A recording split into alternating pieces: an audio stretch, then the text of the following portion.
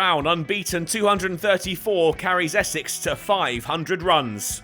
After a slow and watchful start by Essex, Nick Brown kicked on to score an unbeaten 129 to seal a strong day for the hosts.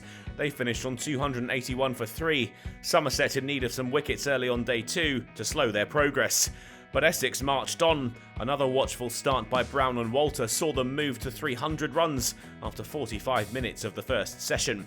Brown moved to 150, scored off 323 balls when he whipped Gregory through the leg side for his 22nd boundary. Walter then started to hit out. Leach crunched for 6 over the leg side, but he would fall for 86, bowled by one that did a bit of everything from Tom Lammonby.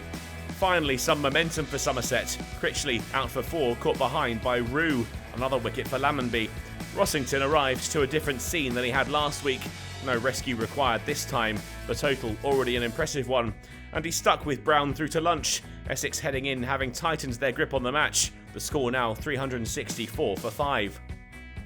With the freedom afforded to them by their bright start with the bat, Essex pushed the run rate up, Rossington in characteristically attacking form, and after facing 62 balls as a pair, they brought up the 50 partnership.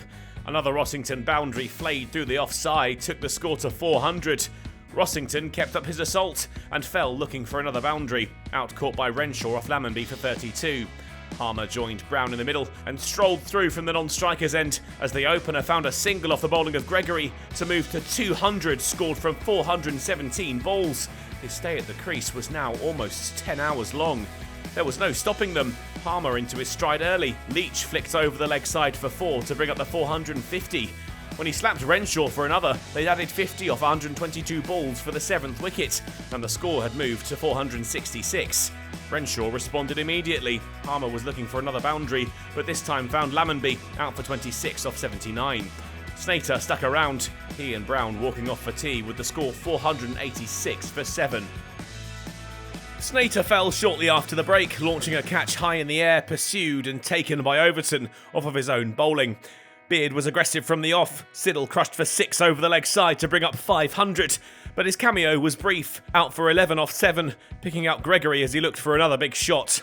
Wesley decided enough was enough, waving his side in on 505 for 9, a mountain of runs built on the back of that unbeaten 234 from Nick Brown, who'd batted for more than 10.5 hours. Lammonby had bowled the fewest overs, but finished with 3 for 35.